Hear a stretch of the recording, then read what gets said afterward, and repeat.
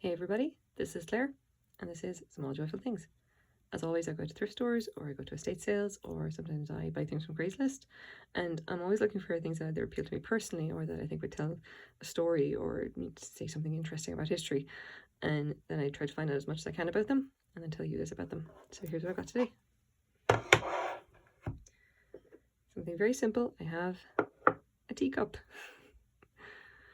And it's a shame I don't have the saucer to go with it. It is a very fine teacup.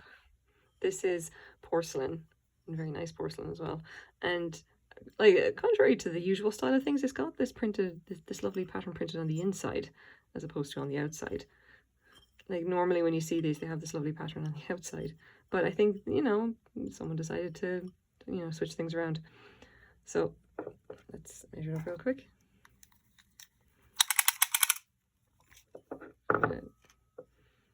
Tries about 5 inches across, including the handle.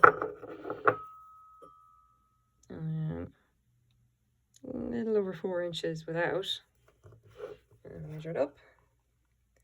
Is 2¼ inches. So it's very finely made and very finely printed as well. That's obviously it's a transfer now. It's not actually painted like by hand or anything. Someone's actually got a transfer print on the inside of the teacup. I have to say it's come out very nicely, and this is vintage, by the way, and it's survived quite well as well. A lot of these you can see a lot of damage or whatever, especially to the gilt, but I suspect this one has not been used much. Like the line of gilts around the outside, you can see that that's perfect, all the little detail and everything on the handle. There's a slight bit of wear there and a slight bit of wear there. And if you actually hold it, if you see where my finger is there, that is kind of about what if you were going to drink tea out of this, that's where your finger would be. So it's been used a little bit, not a whole lot. There's no damage at all to the rim. All the gilt is there and intact. It is just in extraordinarily good condition. So, for a vintage piece, it's looking very nice. Like just that tiny little bit of wear in the gilt. Lovely. So we have a mark. What does the mark tell us? Now, look closely at that. And I guess it doesn't really look like anything. Obviously, we've got a random mold mark there saying 90, which could, to be honest, could refer to the piece itself, like the piece shape. That's the mold or whatever.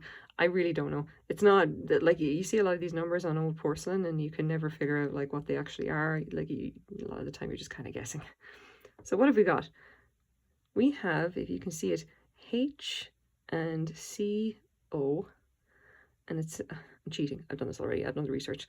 H and Co, Selb, Bavaria, Germany.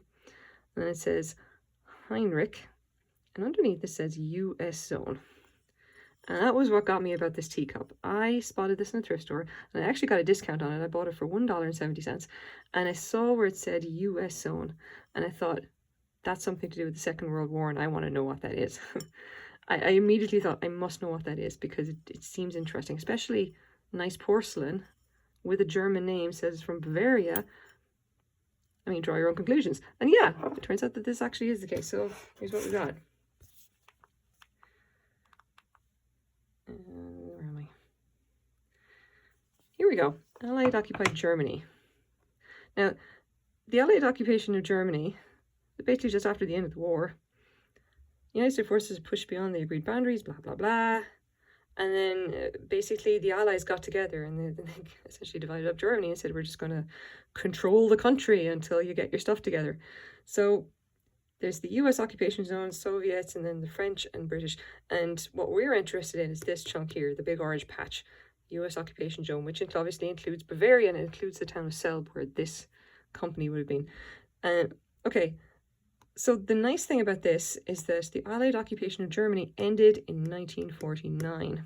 Now, I did some checking anyway about porcelain or whatever like that, and then porcelain that was created around this time had to have the mark US zone attached to it, just to let it know, like, where, which part of Germany it was from, because obviously, like, this big chunk here, that's the Soviets, and, the Cold War and all that kind of stuff, they were kind of, worried about it even then. So porcelain had to be marked like that. But that gives us a nice kind of a box for when we're going to date this cup. It's got to be 1945 to 1949. It has to be sometime within that band of 4 years. And that's great. I mean, look at that. That is a cup that is about 70 years old and still in almost perfect condition. Fantastic. So anyway, like what more have we got about this? What we can actually say about this? What we can say about the actual company itself. Heinrich Co. So Franz Heinrich started his porcelain painting business in Bavaria Selb in 1896. Definitely was around for a while. And then he started producing his own stuff in 1901.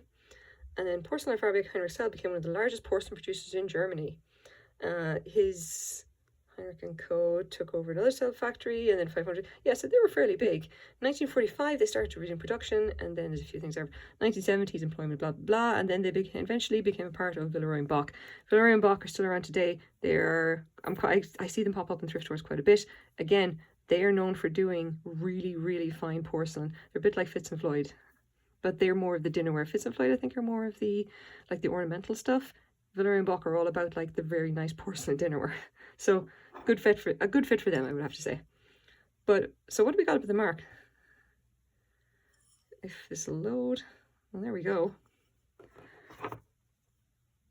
That is a much better version of that mark, and that's really great. That kind of gets us there. This is the H & Co. Selb, Bavaria, Germany, Heinrich mark, 1939 to 1999. So definitely correct for the time period that we know this was. And that's great. That's even further confirmation that this is actually in the right time period. But anyway, what do we know about the pattern? This took a little bit of finding because Heinrich Co. did a lot of stuff, but eventually I narrowed it down to this. This is the 16257 pattern. They didn't call it anything, which is unusual. Usually with the older patterns, if people start collecting them, they have like a nickname or something for them. In this case, no, there's literally just the number. So we've got the footed cup and saucer set. Crafted in Bavaria, Germany, and there you go, there's a few other different things. I think they did it in a few different colours, but the set itself is incredibly nice, and it's all just like, there's an entire set of it that's incredibly well made. I particularly like this, the sugar bone lid. That is just little handles and everything. So classic. I love it. But anyway, having said all of that, what is this worth? Considering, again, I bought it for $1.17, Canadian dollars, obviously. For that, let's go straight to eBay. So what does eBay tell us? If we just do a straight search for Heinrich US Zone, well, this is great. We get all of these examples. And you can see that the prices are fairly variable. There isn't any teacups, though. It's mostly just the plates. And you can see here the covered vegetable bowl, US Zone, and that's the same pattern as what we've got here. That's going for $70. I have seen a few sets going online, and I mean complete dinnerware sets, including like the cups, the saucers, everything, and they would have gone for, like, I saw one for about $700. So it's nice. Like, we can say that like the pattern is out there, it's available, it's kind of desirable. So the prices are kind of variable. I think I will easily get $10 for this because there's no others on eBay. And if you have, a vintage like dinnerware set and you break a cup, what are you going to do? I checked on replacements.com. They've none of these. So what are you going to do? You're going to go to eBay and see if you can find one. And what do you know? I got one. So I think that's a pretty fair price. Now, I did take a quick look. What have we got for sold items? And at the moment, we've just got this, which is a set of 5 soup bowls in that pattern, the 16257 pattern, for $60. So there you go. Like, $10 for one piece is pretty good. So there you have it. If you do see Heinrich in the US Zone mark, definitely have a think about actually picking it up, especially if it's in good condition, because just that alone will tell you, like the US Zone mark, if you see that in pottery, that just tells you that it's going to be old. It can only be from that particular band of time, just after World War II. So there we go. There's my small joyful thing for the day. Thanks very much for watching, guys. Bye bye.